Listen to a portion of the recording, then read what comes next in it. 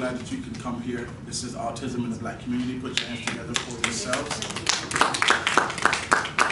We are here, as you know, this is April, it's Autism Month.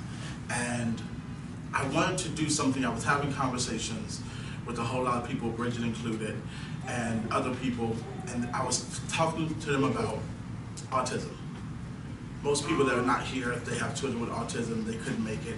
But I told them that I wanted to do something that I wasn't really seeing as much in our community.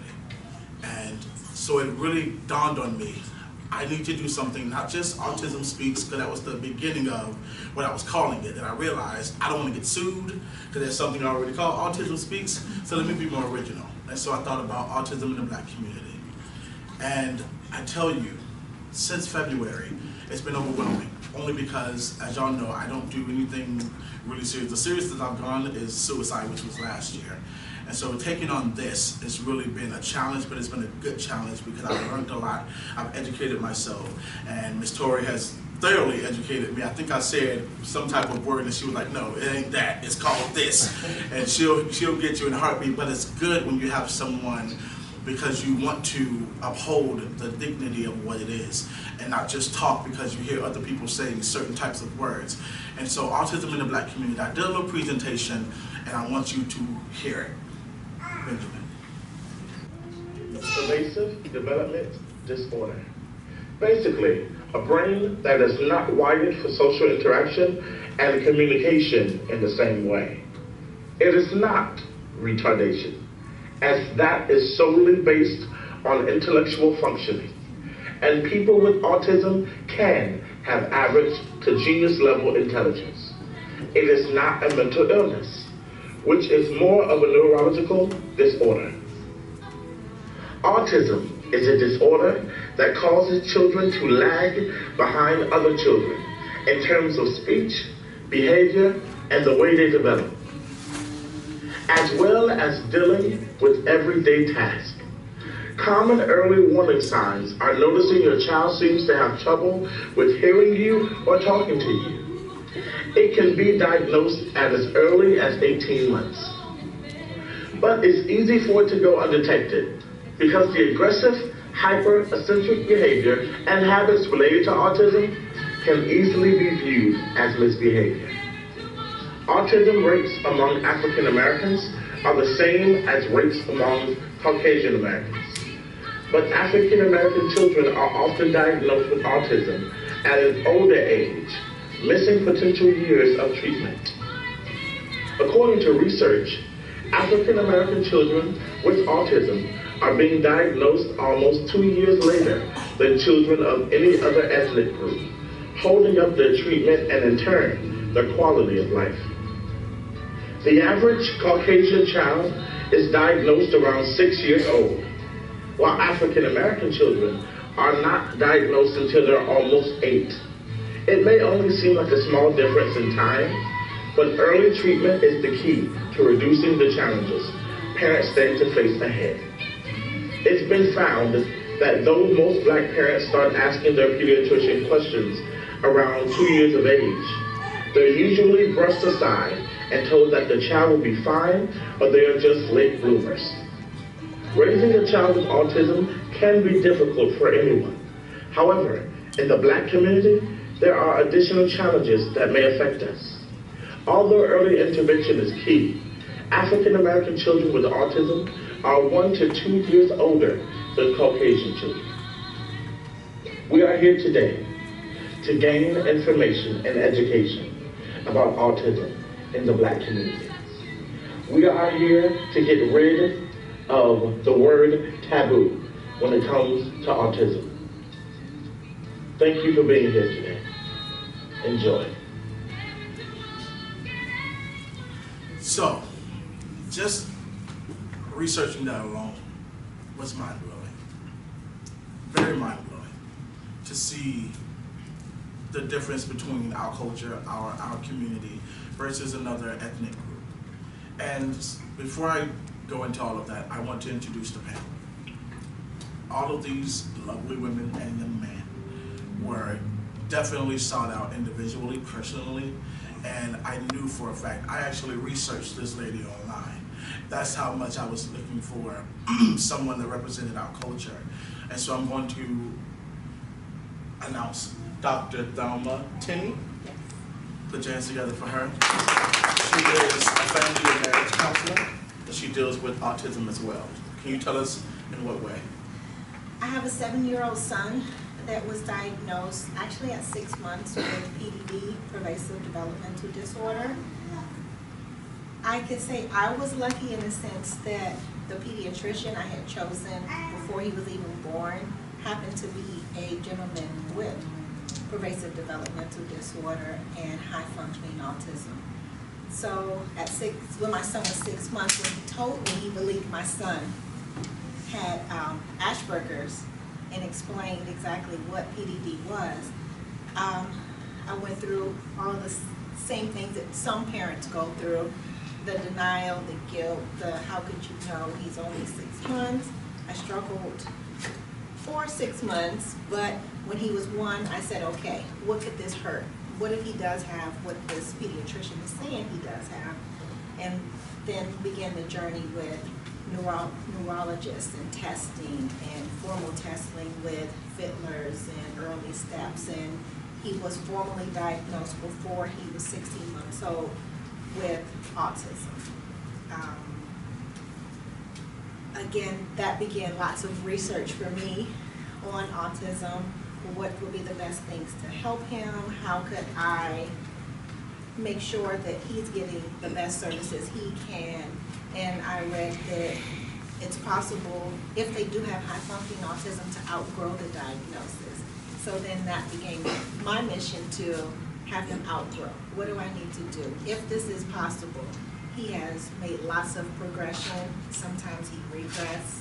We don't know why, but just keeping up with his services have led me to present in China on the prevalence of autism in the Black community, in the Chinese community, at the Normal University in Beijing, China.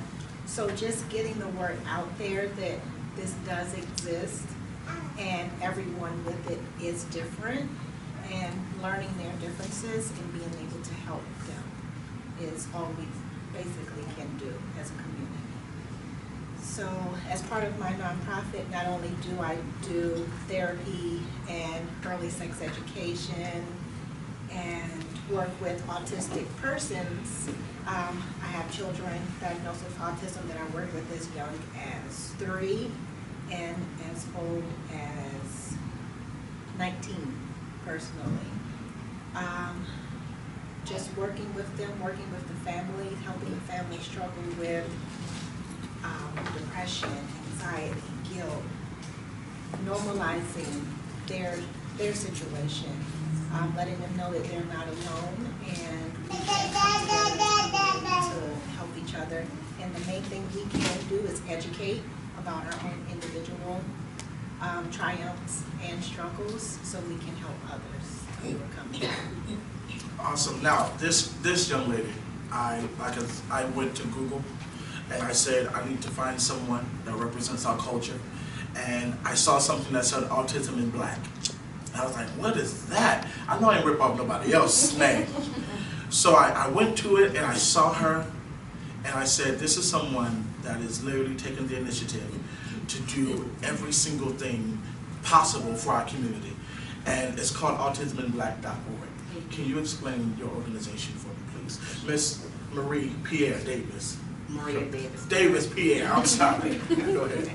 I am a licensed mental health counselor in the state of Florida, and originally autism was nowhere on my radar. I was practicing a whole different kind of niche. But my first child, who is now 5, she's on the spectrum, and we had her diagnosed at 18 months. And what I noticed was that all the professionals that were coming in my home didn't look like me. And not only did they not look like me, they didn't understand me. I'm Black, my husband's Haitian. So they never took our culture into consideration. They were trying these cookie cutter approaches that they were using with everybody, and it wasn't working. You know, and I'm in the field, so I'm like, you know, I don't trust you, and I'm in the field. So what about the other parents, you know, that you're coming in and you're trying to apply these mechanisms with? So, and then they never asked me how I was doing. They never was like, do you need support? What do you need? It was always the focus on my child. And we as parents, we're in this 24/7. So we need support as well. So I started Autism in Black specifically for Black parents who have a child on the spectrum, so they can get that support, so they can get the awareness, because in our community there is a stigma.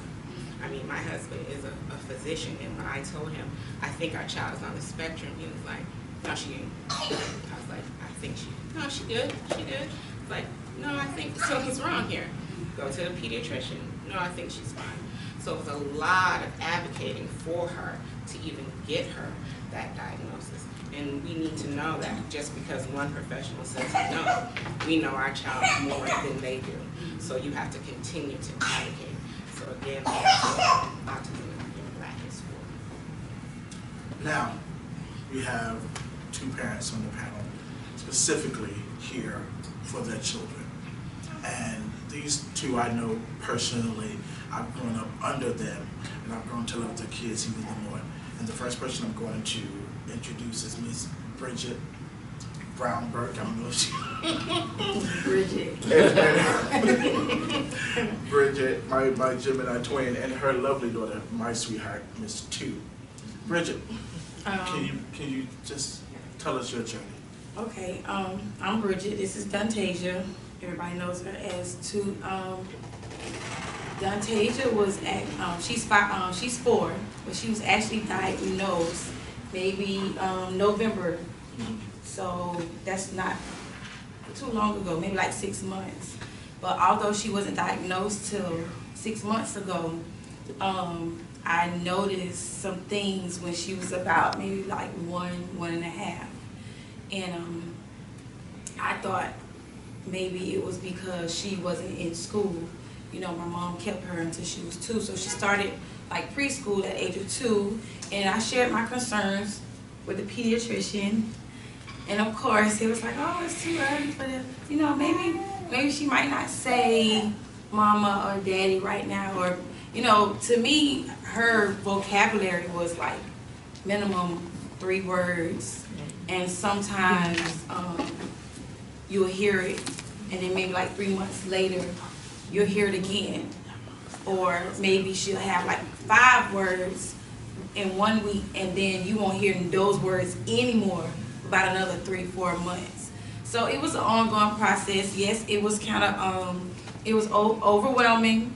I'm married, and just like she just said, I went to my husband, and I was like, I think something's wrong with Two. He was like, ain't nothing wrong with her, you know, and it was once I realized after going to him a couple of times that it wasn't anything that he really wanted to hear, I kind of started doing my research on my own. I am an educator, but I'm intermediate. I teach 5th grade. Primary and 0 to, that's not my range. I don't know how, that's just not my area. But there's a pre-K ESE class at my school. So what I started doing is asking those teachers, like, how these kids get in this class? Like, what do they have to do, or what do the parents have to do? Yeah. So I started researching and found out, even though I work for Broward County School Board, I found out that they had a program called Early Steps. And let me just go back a little bit. When she was in preschool, the director said something to me. She was like, does Dantasia talk to you at home? I was like, rarely. I said she's mainly gestures. Like if she wants something, she'll point to it, or she'll probably grab it. If she wants me to give her something to drink, she'll grab it and probably give it to me. But not necessarily say, I want water or I'm thirsty. So just the physical, yeah. Right. And it took a while for her to point too. So I went through Broward County School Board, Early Steps program, really good program. They did a bunch of testing. Testing mainly was like observing. They did the hearing test because sometimes you call her name and she won't turn around and look at you at that point. So they was like, let's check her hearing. Her hearing was fine. Her vision was fine. She actually scored very high in like the puzzle pieces. At that time she was like 2.5. Anything that has to do with puzzles or putting anything together, she was like at 2.5, maybe like 4 or 5 range. But her verbal communication, social skills was at a negative. You know, it wasn't even at a 0. So I went through the program with Early Steps. I went through Foundations, which is a therapy center. They provide different types of therapy, speech, ABA therapy. She did therapy for a while with them. The only thing is that up until Early Steps can only help me up until she turned 3. Because when she turned 3, she had to go through the school board itself. So Foundations was really good. It was a late start. They wished they had more time with her. So for 6 months, she was getting one-on-one therapy, 1 time a week at home, 1 time a week at my mom's house. And I sat in. Sometimes my older daughter, she's 17, she sat in, and my mom sat in. And the good thing about sitting in is that you learn different tactics to communicate with her so that she can understand you and you can understand her. Mainly, it was so that I can understand her to me. Because it's not like she didn't understand anything that I was saying. It's just like she wouldn't respond, or it's like processing. You know, her processing forced her to say something to me was, you know, at a minimum. Where am I now? At 3? So, but it's been a long journey, and it's still on the journey. So, she has progressed from Early Steps, and then we got to school board, and I reached out to Tori. I think I probably called her probably too many times. Of course, she probably won't tell me, but I called her a lot because I'm familiar with the IEP program and all that stuff, but I didn't know some of the terminology that they were using, intensive class for her or specialized. So originally at the age of 3, she was at Charles Drew Elementary. She was placed in the specialized class. And it's a lot of kids in that class, maybe like 12, 13. And they did a lot of high-paced things. I thought that that was like the perfect fit for her.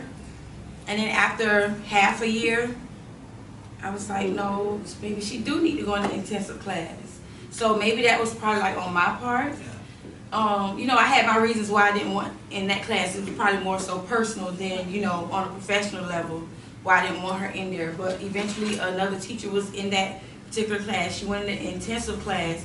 It has a smaller ratio. So it's maybe like 6 to 8 kids. It's 1 teacher and 2 paraprofessionals. So it's 3 teachers basically in there with those kids, helping them. And towards the end of the school year, at the age of 3, she was in there and she started moving a little bit faster.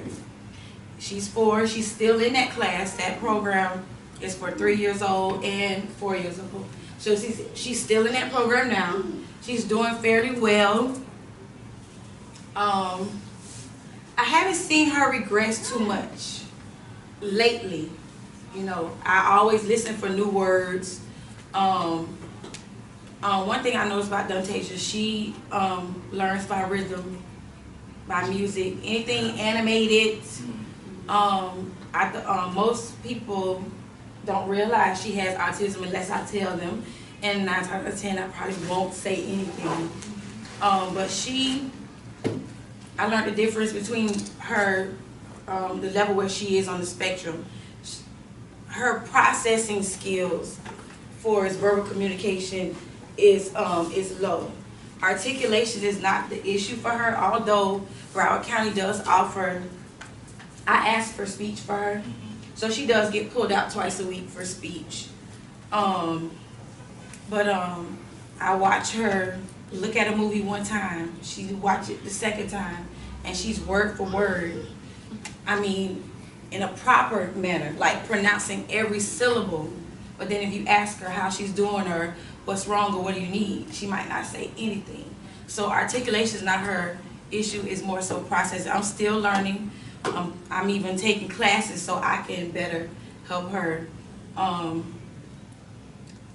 The issue for is like with her getting therapy now was the insurances. My husband drives trucks for trucks and he has Blue Cross Blue Shield, and for companies it's optional if they want to add that services to their insurance. I didn't know that. I'm like, oh yeah, she got good insurance. She gonna be able to take whatever she need. So for the past 45 months, I've been working with her myself because I mean the fees are extremely high, and right now I just can't afford it. And I, you know, even if I could afford it, that's a lot of money. But anyway, you know, so just just be real. You know, it's a lot of money. So I filled out for Healthy Kids. You know how we do. We got a little income or whatever. You know, my last name is not changed. You know, on my license. So I just did my income for her and my daughter, my oldest daughter, and I didn't qualify. So I actually have to pay $157 a month for her to get Medikids, which is a form of Medicare through community care. So her services with them started April. I still can't find anybody that take that insurance for her to get the ABA therapy services that the doctor recommended for her. And he recommended 10 to 20 hours a week for her. How we're gonna do that, you know, we'll figure it out. But that's where I am now. I'm at not necessarily a standstill, but I'm at researching, I'm digging around everywhere. So, you know, although I'm sharing, you know, my little progress with her, you know, I'm here to gain information as well on what I can do. I have card services, you know, another nonprofit that does different things, and you know, they help out, they're beneficial. And I'm open to any questions if anybody have any questions about, I don't know. I love the fact that she said something about parents. Yes, I'm tired. Yes, I'm overwhelmed. I'm always kind of like a little Aggie, you know, but that's because I'm always all over the place. And then when I get home, you know, people think, oh, you're home, you get to relax. No, baby, I'm relaxed in my own little way, but it's always a teaching moment. I can't get relaxed with my lingo with her, or, you know, I have to make sure I correct myself because I noticed that her memory is ridiculous. It's at a high level, so sometimes I was like, I did that yesterday, and she remembered that, you know. If you was to come up and pick her up, even though she's in this new space today, you know, I don't know if anybody knows, she stood at the door like, wait a minute, I'm not going in there. So she has to feel safe first. But if you pick her up today and want to throw her up in the air, when she see you again, she gonna be like, 1, 2, 3, like, you know, hey, come on, pick me up and throw me up in the air, because that's what you did yesterday. So that's actually a plus because, you know, I get to use rhythm and song to teach her how to spell her name, you know, and, you know, even though we're not supposed to teach letters in order, I can grab a letter and stick it on the wall. As long as I'm working on that letter all week, I can add another one slowly to teach her letters. That is so nasty. Yeah. So, you know, but if anybody have any questions, I'm open to questions. Normally I'm not. So today I am, so ask away. You know, if you see me outside of the day, I might not answer you, honestly. So, you know, I'm open today. I had to be really cautious when I went to my sister Bridget because I know she's very, very to herself, very private. Like I had to ask her, I'm gonna make an announcement at church. Is it okay for me to say your name? Because sometimes people with any situation that's tragic or seems to be a hard situation, they come up, are you okay? Well, how long? People don't want all those questions, you know, and all that feedback. And so I had to ask her every time, is this okay? Bishop, we're gonna do it. We're gonna do it from the whatever. And she was like, yeah, that's fine. Just be strategic in how you put the details. I was like, look, Bridget gonna be here as a mother, and that's, you know, because you don't want people always in your face. And I can attest to you, when Duke came through the door, she was like, wait a minute. She saw me, she saw Auntie Coretta, she was like, I'm at home. Okay, here we go. And when I was talking to someone that's going to be here today, that's joining the panel, and she was telling me about her son, and I'll let her go into details. But she was saying that usually when she asks him a broad question like, you know, how are you? He doesn't respond. But she'll ask him, are you good? Because he knows, okay, you said good, yes, I'm good. Are you okay? Yes, I'm okay. But if it's a general, like, how are you? Now I have to think for myself. And I was like, that's weird. That's really crazy. But it's just different. And in the beginning of me learning this and researching, I was like, I gotta research it. I have to come in with my A game because I don't want to just guess or speculate what it is. And so I'm going to allow Miss Tori to tell us. I want you to tell us your journey, and also give us direction. Tori as well, yes. And tell us specifically what the different spectrums are, because I have to learn that for myself. Well, again, I'm Tori, and this is Tori. I'm ready for my questions. Our journey was a journey that wasn't that difficult. It really wasn't. I just noticed that I compared him to my daughter, Asia, milestones. And I knew something was a little different. He wasn't a behavior kid. He didn't have no emotional breakdowns or whatever. He just like perseverates, like talk to himself. He'll say something over and over, and he flapped a lot. He was just a clumsy little kid, and I was just like, get some strength and this and that. But I noticed maybe about 16 months, almost 2 years old, I said, you know, I'm in the field. Yeah. So I kind of like knew something was going on. And I reached out to a lot of my friends that were educated in pre-K and whatever. And I took them to the same test that Bridget was talking about through Child Find, Fiddlers, the process, and we did all the tests and everything came back, you know, normal. And I was just like, no, there's something going on with Tori. So they made me wait. They made me wait because even with the pediatrician, she was like, nothing, just give him a moment. He could be developmentally delayed. And I was like, no, I'm an ESD specialist. I know what developmentally delayed looks like. And you mimicking me. And so we did wait. But in the meantime, I had him in school, in pre-K, and that was a blessing. When they did come out to do the psychological and whatever, they were blown away about his academics because he was in a real strict, rigorous Christian academy. And Gateway was real strict. And they were telling me, like, something is not right with him, but they pushed. They made him do everything the other kids, and I did it as well. So academically, he was fine. Even when he went to Baldwin, he was fine. But there was just always this silence about him. He wouldn't play. He wouldn't give you that eye contact, but he'll answer. He'll talk, but it was just one or two verb utterances, so not a complete sentence. Until today, he doesn't initiate conversation, but he'll answer anything that you say, you know, and he'll respond, but he would not initiate a conversation too much. Bridget said something about memory. Smart as a whip, he can memorize anything. You shoot out multiplication, divisions. He's in the general population. He just got out of the cluster with Crystal Glover. She mandated that. She was like, Tori is too smart to be in the autism cluster. So this year, they tried a little bit last year in 4th grade. He did well.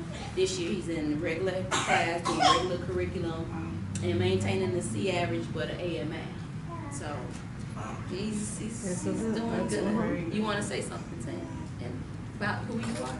I'm going to introduce him so we can say something. You don't have nothing to say now? Nothing? No, not right now. You camera shy now? Look, he ain't camera shy. But it's a journey. It's still a journey. As you can see, my support is here. Yes. From the beginning, Coretta needed from baby. Then coming up, God bless me with Ernest and Steve, and they just pushed. And they were more on me. Coretta and, you know, mine, Nita, they were more my support. And those two were more his support, Ernest and Steve. You know, the boy stuff, the man stuff, because, and you see I avoided talking about marriage and divorce, because all that happened in the realm of that. Because it does happen in the black community. Divorce will happen because the father just can't accept the son, you know, being autistic and don't want to learn about it. But I have a great support system, and he's doing fine. Going to continue to do fine, right? And that's a major thing I was gonna ask. The reason why the main part about me doing stuff like this as I came up, I'm trying to get my organization off the ground, and I'm going to call it Be the Village. And the reason why I'm going to call it Be the Village is when I grew up, all we heard was it takes a village to raise a child, right? And somewhere along the line, I feel like we've gotten away from that. We've gotten away from being the village. You know, the church is the cornerstone for the community, and it's time to gain our responsibility back. It's time to be the village. And so it's good to say that you had a support system. I'm sure all of you had or still have a support system, because you need someone when you're not strong enough, when you feel like you want to give up. Someone is like, no, baby, we got this. We're gonna be here with you. And such, you know, he has brothers. He has his own biological sister, but he has spiritual brothers. You know, he has his own aunties, but he has spiritual aunties, and probably a spiritual mother as well. Your own child. So he has aunties. I'm the extra brother. But it's good when you can have family, you know, that's outside of your bloodline, that's willing to support you. Right. And so that's a good thing. Now, I think the main reason, and you touched on it, Tori, that's troubling for me is the support of our community. Bridget spoke about, and I think Miss Maria spoke about people being shunned, and you know, we're thinking that, you know, we don't go to get the extensive help that we need. People would say that we're prideful. I would say that is because it's a new environment. If you was to give anybody something that was new to them, they wouldn't take it right away. What you mean I have this? What you mean my child have this? No. We don't have none of that down the line in our family. But with autism, it's not genetic. It's not something that somebody else has, so you have it. And so, what can you say towards that with changing that statement of we're not prideful? It's just something that we have to get used to or comfortable with. Or do you think pride is a factor? I'm taking a class right now, actually 2 classes, mainly about school for that. It touches a little bit on some things, and I think that it's social emotional health, right? If first of all, you just can't blurt out, oh, this, all the negative stuff. Right. You know, a person has to feel safe, so they have to be invited into like a warm environment, kind of like this. You know what I mean? And then you gradually pour out little bits and pieces of knowledge, things to make them think, so that they can come to you and ask. You just can't go to a person and just say, oh, this is this, oh, this is how it goes. You know, because that's when you get the person to go in their shell. I'm like that. I'll go in my shell. I kind of like sit back, like, you know what? That's a bit much for me. You know, so I don't think it's prideful. I just kind of think that, you know, it's different approaches. You just can't be flat out blunt about something so sensitive as a person's health or a loved one's health to someone that really cares, or their caretaker. You know what I mean? I had to learn that, okay, it's okay. I had to learn that with my husband, you know, because, you know, we were best friends prior to getting married. So, you know, I'm used to just saying whatever and fine. But honey, you start talking about this baby, and he was looking at me like, ain't that wrong, my baby? So, you know, me having a strong personality, I had to take a couple steps back. And it took me a while, because I was like, I want to come and say something. I was like, no, I want to come, you know. I just started saying, you know what? I think I should start changing with like some of the extra stuff to kind of get her ready for school. I was making up stuff to get her ready for like the next level, you know, because I want her to be ahead. You know, he was like, oh, okay, not knowing that, you know, she was actually going through intervention for autism. So I don't think it's more so prideful. I think it all has to do with approach, entering in other people's space. You know, at the end of the day, nobody can't learn anything until they first feel safe. Once they feel safe, then you can get them out of the moment, because they are always going to put their guard up if they don't feel safe. If you're attacking, oh, this is what's wrong, this. You know, and some of the meetings are like that when both of him and I both have to come. And he's looking at, you know, he's just like, whatever. And I'm sure he probably just blocked everybody out. He didn't learn nothing in there. So I think it all has to do with like approach, bring them into something warm, a warm environment, a free environment, not too much restrictions. Right. And then you start pouring out little stuff. And then things that'll make them want to ask questions, want to know. And then that's how, you can get to, those, because us, we a little funny, Yeah. But it's the same services for every ethnic background is offered to us. And there's so much stuff out there and we don't want to, you know how it is. You feel like people look at you a certain way or whatever the case may be. It could be, something in their past. So the approach is very important. What do you think about autism being a subject that's taboo in our community? Do you think that's true? Do you think people are scared to have the conversation? Or you don't know what to say? What do you think? I think it's definitely taboo and stigmas associated with it because of our culture. Our culture is founded on you don't tell your business and you're religious. Yeah. So you're going to pray this autism away and you're going to be fine. And that's not how it works. At all. Yes, people like, we'll put hands on her. I said, okay, and at the end of the day, she's still going to have autism and she's still going to get these services. So I think for the Black community, we have to be more accepting of people who are different and more aware of what's out there. Because, there's still people in the Black community who do not know what autism is. You yourself, to look it up, So I think we just have to be more accepting and let go of some of those cultural stereotypes that are holding us back. And like you said, we are getting diagnosed at a later stage, and a lot of that does have to do with services, but a lot of it has to do with our culture. We don't, how many people in their family probably have somebody who's on the spectrum, but they don't get the services. They just come, they just say, oh, Cousin Johnny, he's just a little weird. They do that instead of saying, Cousin Johnny probably has autism. So I think we're just not seeking it out because we don't want people in our business. We don't want people to think something's wrong with us. And we get defensive easily. So if you say something about my kid, I'm ready to lay hands on That's a big one. So there's all of that. So culture plays a big role with us. I think one of the representations that we have with autism is the movie Rain Man. Y'all remember the movie Rain Man? I don't know if that's. I know someone was telling me about a sitcom called The Good Doctor. Oh yeah. I have watched clips on YouTube and I have yet to go deep into it, and I need to. And because she was telling me, and I was like, well, that's a great representation.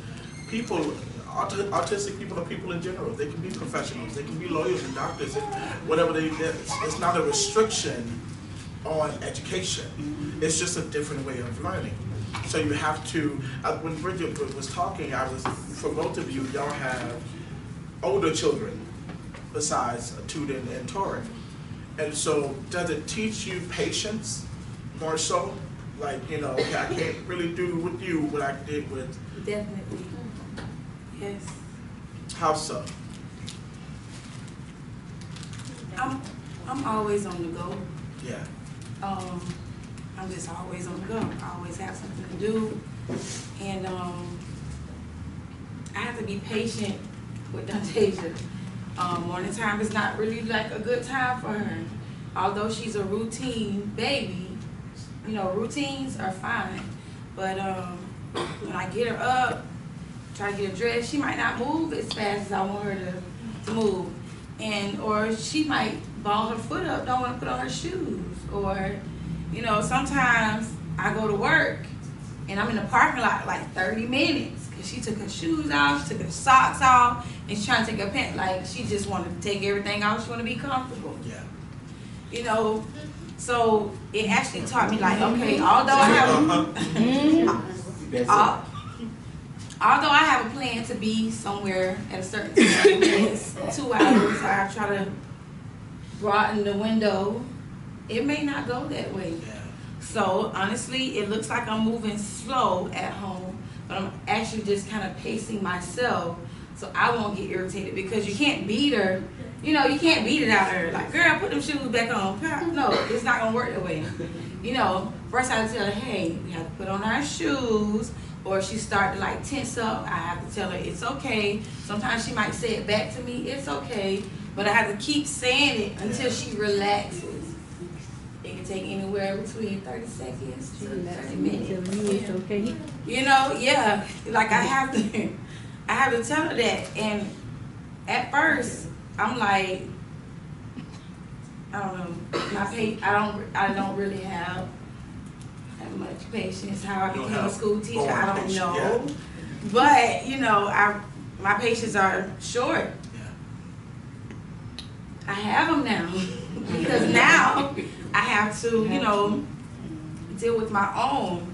And something weird happened to me within the school board. I went from like 5th grade to kindergarten, and I didn't understand why. Wow, that's stressful. I really didn't understand why, you know. And while I was in kindergarten, I struggled for like the first half of the year. I almost quit the school board. But I learned so much then, not knowing I was going to have to pick up those same things I learned then a year or two later when I was getting ready to have her. I didn't know I was going to need what I learned teaching kindergarten then. I never went back to kindergarten. I'm still back in 5th. But that 1 year, I didn't understand why, but it was like a foundation that helped me understand, okay, you know, I had kids in there that can talk, that can move and do whatever they need to do. But some of them just sat there like saying nothing, like kids. I nobody want to say nothing, you know. So they answer your question, yes, it's teaching you patience. What about Oh, guys, I'm going to say I'm blessed with Tori. Tori is an easy dose. You know, I'm just a disciplinarian, so he knows he gets spoiled, you know, by a lot. Especially his sister. But when I say something, he moves, he does. Yeah. And both of your other children are older. Right. So did it teach you to be more patient with them, or was that just it is what it is with them? No, not really, because they big part to help, you know, with the show. Big sisters. Yeah, she's still in, you know, that's something. And I know Jabria is as well. Yeah, she's sister They mommy. protect us. Yes. You know, not so much towards, you know, Stevie people fighting. Yeah. You know, fight, you don't want nobody looking at it wrong, defend it wrong. Right. That kind of stuff. How like overprotective. Yeah. And that's my Very much biggest so. concern when you talk about protection, because, you know, Torrance is a big kid. You can go like he's 16, 17, but he's a baby. Right. And now that's my biggest thing. That's one reason why I think he's gonna go come with me to school, so I can keep an eye. I want him at another school, but I just can't see a 10th grader, 11th grader jumping on him because they Right. think Cause he big. Right. yeah, because he's big, you know. No, you know it. And y'all. Yeah. Concerned for a lot of parents because my child is she goes to the Palm Beach School for Autism, and I have her there because everyone is like, Yeah. you know, but they're pushing to mainstream her, and I'm like, I'm not ready yet because I will fight parents and the kids. Right. So you know? like I'm not ready yet. But that's a concern, the bullying, because children don't understand, you know, if somebody's different, if their parents aren't teaching them that, and children have no filter. So if you say something wrong, even though I know you're a child, I'm still gonna want to fight you, and to know you five and up can catch these hands. They're verbal, you know, they're very little and so condescending. I don't know, because Tori can say something. I said, see, if you just said something like that to one of the typical kids at dinner, you know, they probably know you're trying to, and they want to do something to them. And I said, you just can't say literal things, you know, just very, so that's just going to be a problem. And I agree, and I wanted to share some of my experience with everyone, just in dealing with exactly that. My 7-year-old who is autistic and knows he's autistic, and giving him the power to let you know that I have autism. And when the kids say, what does that mean? That means I'm special. And they say, well, I'm special too. Well, no, not special like me. So empowering him where it's not a negative thing. It is a positive thing. And he is mainstream. He began in a cluster when he was 3, 4, and 5, and then he went to mainstream for kindergarten, and now he's in 1st grade. And I don't have to tell you how many times I have to go to the school, and we have to be those parents to advocate for our child. So he does struggle with bullying, and because of that, I formed a partnership with his aftercare. And I go into his aftercare once a month, and I teach them on bullying and behavior and how to be different. And this is how you are going to treat my child. So forming a partnership with that daycare that my son happens to be in, because yes, it benefits all the other children, but I need to be that advocate for him. And with your concern with him being, your daughter being mainstream, yeah, I'm already, I have the shirt on, at Cypress Run, I go in and I do behavior therapy already in the school systems, and also with children who have been suspended, behavior problems, acting out sexually. So I'm used to dealing with what is diagnosed problem children and working through, okay, why are you acting out this way? It's never the child, it's always the situation.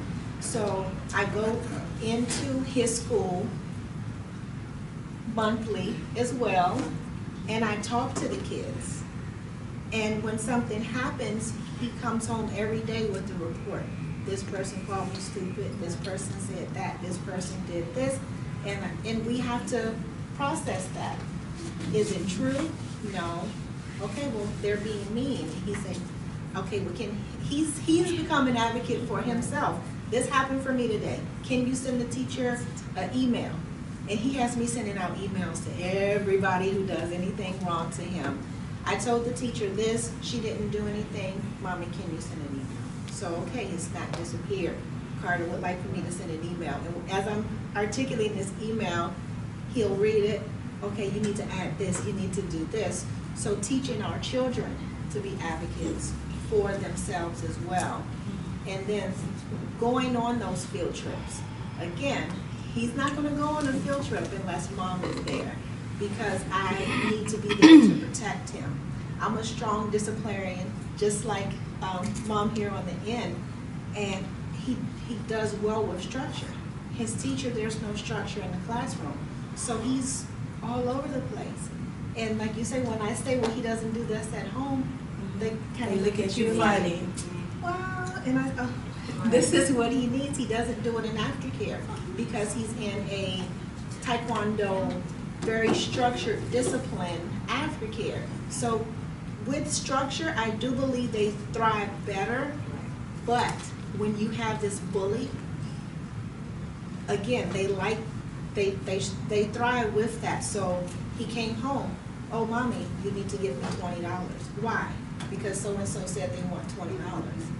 And I'm like, oh, no, we're going to the school. And I have to sit little kids down and say, you're not being a friend. Do not demand money from my child. Yeah, so you have to teach them that you don't listen to everybody and just don't hold her back from what she can become, but be there for her. Be in that school once a week, talking to the kids, sending notes to the parents. Again, they send this big email stream and you get the parents' emails. So these emails go out to these parents to let them know, okay, this is what your child is doing. Something needs to be done. I think, yes. Yeah, what do y'all mean by mainstream?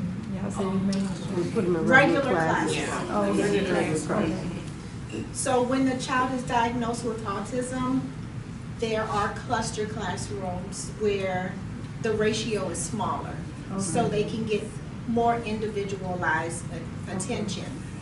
But if a child is higher functioning, they may not necessarily need to be in that classroom because it can become a hindrance. If they are verbal, they are cognitively able to perform on a higher level then.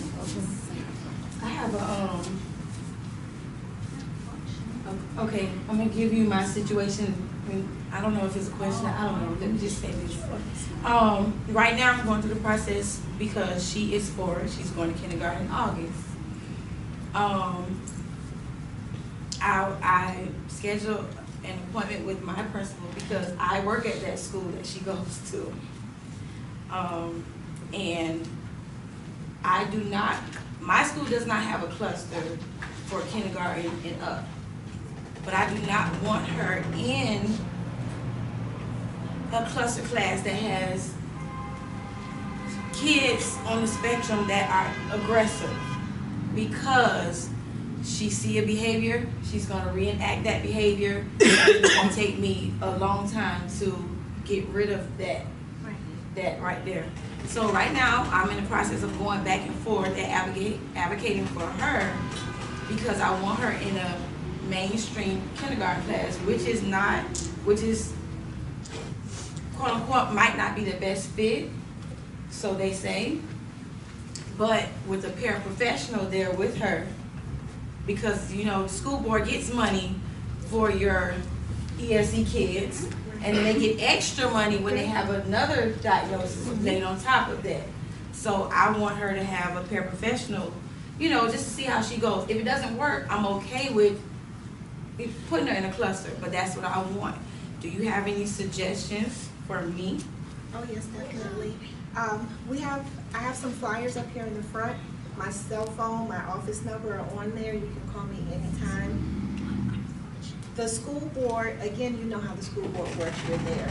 They will tell you, I still to this day struggle with them trying to put my son in a cluster classroom, even though he's in 1st grade and he's academically on a 2nd grade level.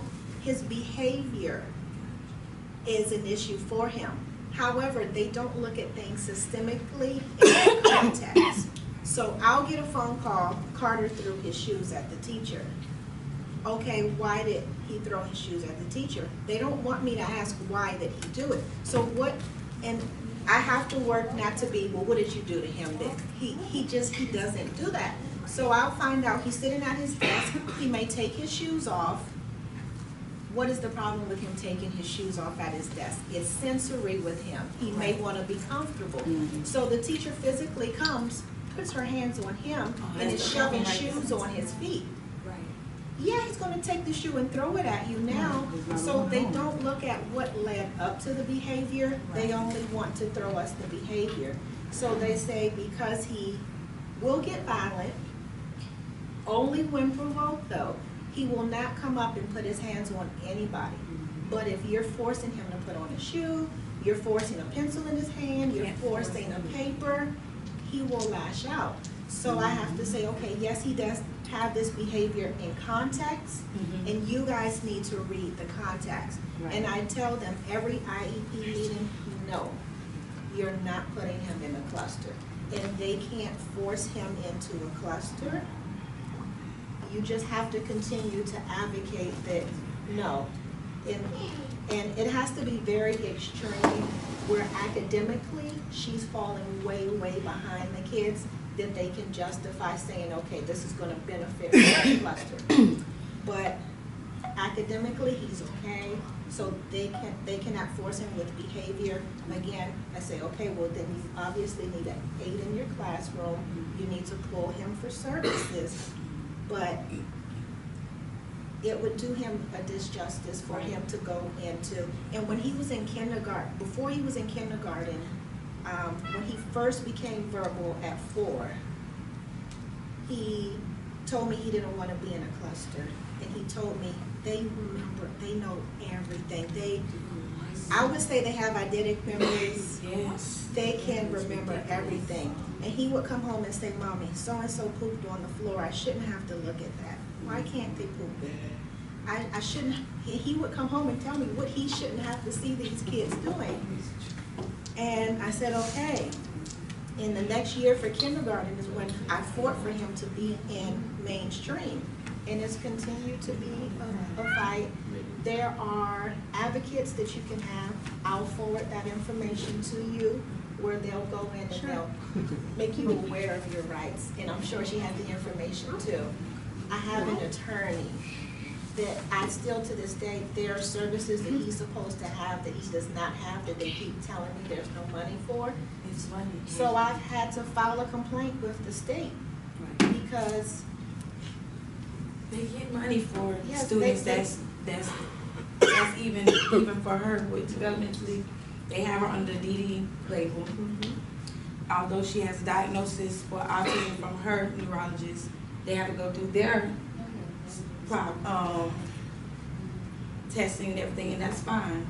So I know that they're gonna get more money once they officially say that she's autistic. Although she has her label from her neurologist, once the school board says, okay, Natasha Burks has autism, they're gonna get more money. So when they start telling me about there's no money, I mean, it's so weird for me because I'm pulled out of my classroom for my IEP meeting, and I'm looking at my colleagues, people that I work with hand in hand, people that come to my classroom and pull other kids out.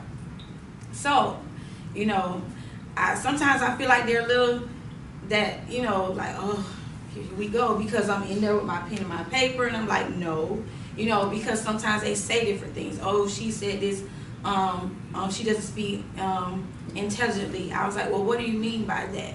That means that you don't understand what she's saying. Right. So that doesn't mean that she's not intelligent. Exactly. So for me, IEP meetings is like a fight. And sometimes I tell my husband, I don't think you should come today. You know, because certain situations I don't want to put him in. You know, I might be able to express it professionally with a deep passion, and he might lash out, you know. So yeah, every time I have one coming up, my nerves get bad because I'm like, I don't want to have to tell such and such where to go. You know what I mean? Because this is my baby. I'm not the teacher anymore. I'm the parent. So it's a huge struggle. Definitely take both of our information is up at the table, and there are advocacy services where someone like us, if not us, can be there for you. Tori was my advocate when she was small on the phone. I was like, hey, yeah, and show up there. Every IEP meeting, they're ready for me because guess what? I have an attorney. I have my son's behavior therapist. I have my son's daycare provider there. I have ARC services that come into the house. They're there. He has a tutor. His tutor's there. So they know we need a space like this.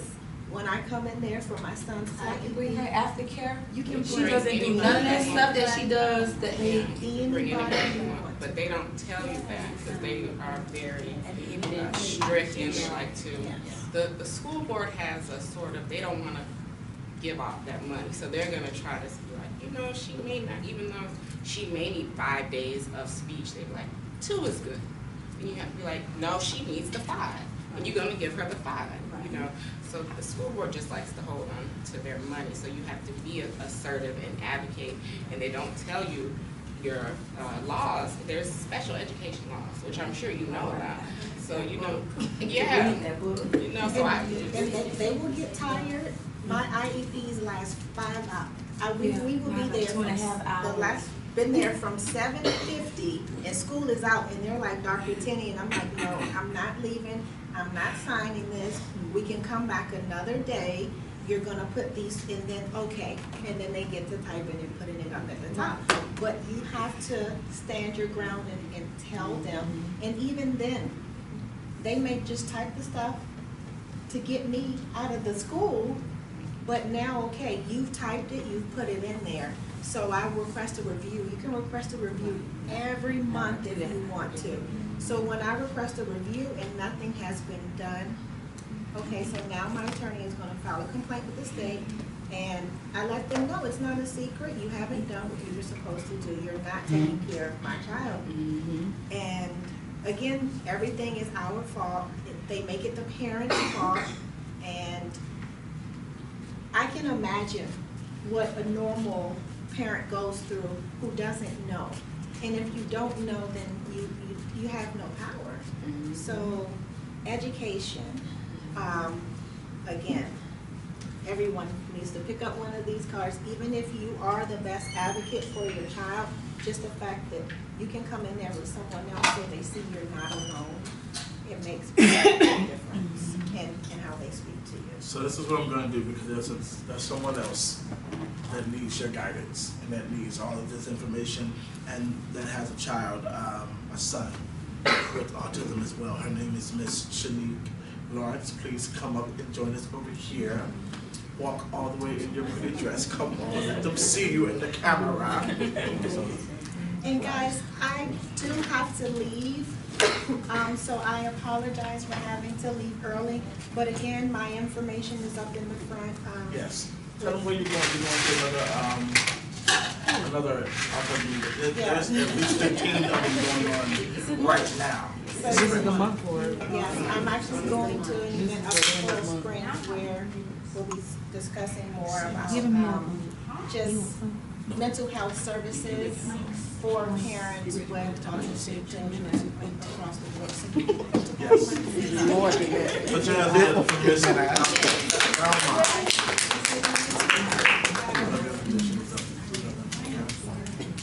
In 10 minutes. So, here we go. We were talking a lot about our children. We were talking, I think we left off with in the school system. I was really going to touch on the bullying that goes on. But before we touch on that, because I see that a lot with our children, they make fun of regular people. They say, you must be autistic. I can't deal with that. But before I go into that, Shanique, welcome. Please tell us about your son and your journey with him. Okay. Caden, he's 6 now. He just turned 6, and in the beginning, everything was fine. He was walking, he was talking, and as soon as at his first birthday, I realized he stopped walking, and he stopped saying dad, and he stopped saying everything. And I was like, okay, but I didn't think anything of it because we're from the island, so I thought that, okay, maybe it's a language barrier, so I didn't read into it. But then later on, I saw that his behavior, like as far as loud noises, if we went to a park to play with other kids, he would stay under my leg instead of going out to play with other kids. And I didn't think anything of it, and I just thought he's the only child, so he doesn't want to be around other people. Then we got to the point where I had to work late hours, so I had to find a babysitter to watch him. So I did find a regular babysitter, regular after school, and he was going there for about a week, and she called me one day and she said, I can't take him anymore. I said, why? She was like, well, he needs special attention and I don't have what he needs. I was like, what do you mean? He doesn't do anything. And she was like, he has autism, and I could tell. And so she was the one that told you? Yes. Wow. Mm-hmm. He has autism, and I can tell. You should have told us before. I was like, I don't even know what autism is. And it's funny. You go through everyday life. You meet people like autistic people, and you wouldn't, before being introduced to it and having your own in your home, you wouldn't know exactly how to identify. You'd be like, oh, they're just antisocial, they're just this. So eventually I took him to a neurologist, and at the age of 3, they diagnosed him with moderate case of autism spectrum. And then we went on to doing the EKG and EEG and all of those, and doing a whole bunch of tests. And it got to the point where they said, oh, we're gonna sedate him, and in order to see if his brain waves, I was like, you know what, forget it. That's the end. Forget it. I'll take care of it myself, because we deal with it back home, so we can do it with it now. We don't need all of these chemicals. We don't need all of this, because I barely give him Tylenol, much less when he's sick. So it just got to the point where we ended up doing I ordered flashcards off of YouTube, and I speak the patois, but I speak properly to him as well. And it's getting to the point where I speak the patois to him and he repeats it in proper English. And that allows him to do the sentences, yeah. That allows him to learn how to do sentences and stuff. And I let him, if we go into a store, then I let him pay and let him know money. You need to wait and get change. When he goes to the barber shop, he knows I need to give you money for helping me. And things like that to do everyday life, because eventually they're going to be on their own. So, and we can't be here forever. So. Listen, Kaden is a force of nature. I met Lil Man, and she told me, she was like, well, you know, you don't really, you know, take the people too well. That little man came over to me, he laid his head on my shoulder, he was like, banana? I had a banana in my hand. It was, you know, and I guess with some people, they sense if they can be comfortable with you or not. They sense your vibe, you know, and it's really good, especially as a man, to be able to have that type of comfort with children. You know, I'm known for teaching and being in the educational system as well, and I've dealt with the babies, I've dealt with the middle school, I've dealt with the high school, and so for me, I never knew how to differentiate whether someone had a mental disorder or whether they were just acting out, and so when you learn this information, when you're around someone like Tasia or Torek or Kaden, you know that this is not too much far off. Again, it's really as simple as they function differently, they learn differently, and you have to really be on their level, and you have to show them that I'm here, I'm not a threat, and you know they have to know who you are. And every time I come to when I want to pick her up, she don't do this, she turns around and she puts her arms up for me to pick her up backwards. And I know that that's what it is. She gives me how she feels about me through her facial expressions. She nods her head and all that type of stuff. She plays with my shirt. And so it's really nonverbal communication. And when you have that fun with these children, you know. And all I want to do, again, for this is do more of the discussion. When I was seeing social media and I was seeing how many people were having this conversation, and a lot of people were supporting. I think they were doing something where their funds went to Autism Speaks, and I was like, that's great, but it's not us. Right. It's great, but it's not us. And if we can go to Miss Maria and support her Autism in Black organization, and we can put more things together, autism in the Black community as a whole, and we can make it into a broader thing. I tell you, I tried to get Hot 105 again. They was pissing me off. I was like, forget it. I'm not going to reach out to someone who knows what's going on in our community but don't want to give it a light. It's nothing to make light of, but it's something to shed light on. And that's what we need to do. Nothing to make light of. I tell my kids all the time, when you're talking to your friends, please stop doing that. Oh man, you got autism, because you don't know what that is. Parents, if you see them doing that, tell them, put them in their place, because you don't know what that is. Because what I would tell them is, oh, they have autism, that means they're smarter than you. Right. And then that'll get them thinking, well, what do you mean? You have to know what it is. And a lot of people, when I was doing suicide last year, I realized, and even this year I saw, a lot of the children that were committing suicide were autistic children. They were being bullied. They were being cyberbullied. And it's been going on even since February. And I'm like, what's going on in our schools? Why are we not going into our schools and having these seminars and I went to the school board, well, you know, you have to fill out this and you have to do this and you have to be certified here. I say, well, I don't have a degree in this, but I have a passion for it. And if I can connect with people that do have a degree in it, we're going to go into the schools, we can have assemblies, we can have whatever we need to, because this conversation needs to be had. We have mothers, we have educators, we have CEOs of their companies that are willing to come together. And I can say that I don't want this to be the last one. I want the next one to be much bigger. But I want to know from each and every one of you. And my thing is, we know that April is Autism Speaks Month, or Autism Awareness Month, and we have different types of months for different types of awareness. But what can we do to make this all year round? What do you think we can do to make this? Because I'm willing to partner with anybody. I think for all of us, it's all year round, because we all have a child. Got it.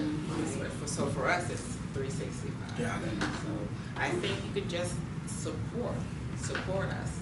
So when you see that, you know, we're overwhelmed, help us out, you know, because in our community we have, you know, we're like, okay, I can take it, I can take it, I can do it, I can do it. And you put on this facade of, we're okay, I can do it, instead of reaching out for help. So if you see that somebody's overwhelmed, but they're not saying it, just ask them, do you need help with something? I think that's where we can start, because it's a lot that we can do, but we need to start with the little things. I was telling them how you were communicating with me about how you communicate with and you're crying. Oh no, I'm not Oprah. Don't do that to me. Oh no, but you were communicating with me. Yeah. And you were communicating with me about how you communicate with Kaden, how you don't give general questions when you make it so specific. Yeah. How that? It'll be like, okay, did you have a good day? No. Like, how was your day? He won't answer. Did you have a good day? Good day? Yeah. Then he'll answer. So it has to be specific. Like, I walked into the school and he was sitting in the corner. I was like, what did you do? He didn't answer. Oh, thank you. What did you do? He didn't answer. I was like, okay, were you being bad? He was like, yes. So it has to be very specific. What did you do? Were you mean to? Are you going to be nice to so-and-so today? No. It's very plain. It's very straightforward. And the thing is, they don't lie. They don't lie. They have no reason to lie, and they will never do anything without a reason. It's very straightforward. Anything that you want, it's very straightforward. So where's your process with Kaden now? I'm finally getting to the point where he is starting to pick up more and more words, and he's I took him out of his comfort zone, and I sent him to Georgia for last summer, and that made him have to do things that he's not used to doing, and with other kids, and because I was so used to the cluster, and I was so used to separating him, and so used to covering his ears, but they took him completely out of his comfort zone, and as far as texture, he's willing to try. And that's where I am now, where I'm like, okay, he likes this, and simple things like water, because it doesn't have a color, he's like that. But if I say you have to drink water today, then he will drink the water. And we're getting to the point where things are slowly but surely picking up. So 6, Contagious 4, Tori kids 13, 11. These are babies. These are babies. And a few people asked me, why are you doing in the Black community? And I was really contemplating on whether I should do the hour, to make it general instead of so specific. And then talking to people, talking with them, they was like, no, keep it to what it is, because everybody else is doing what they're doing. Exactly. And we're not doing what we're doing. So if we specify it, then people will know, then we're doing our job. I truly believe that I was nervous as all get out yesterday, because I knew I wanted to do this justice. And I really believe that we did this justice. And it was straight dialogue, it was straight information, it was education, and I want to do more. I want to do more. And so anything that I get from this, I'm going to put it directly into my next project. Again, I'm trying to get my 501c, because that's going to let people know that I'm not just around here trying to do things for the heck of it. I'm really trying to put something into the community. Especially people are doing stuff in West Palm Beach and Papaneau, but nothing's in Fort Lauderdale. A lot of invites. Yeah. I haven't said nothing. There's so much going on this weekend. And it's a good thing. I didn't realize it until I connected with her and with Dr. Thelma. And I was like, oh, okay, we're doing it. Right. It's great. But it can always be more. Right. It can always be more. So I thank you all for coming. And I thank you all for being here and sharing your stories and crying and making me feel like I'm Dr. Phil or somebody. But I know it's a sensitive topic. And again, nothing to make light of, just to shed light on. And if we keep that focus, then we'll know more and it'll be less taboo. So, autism in the Black community, this is the Lamar Show. Thank you for watching, thank you for coming.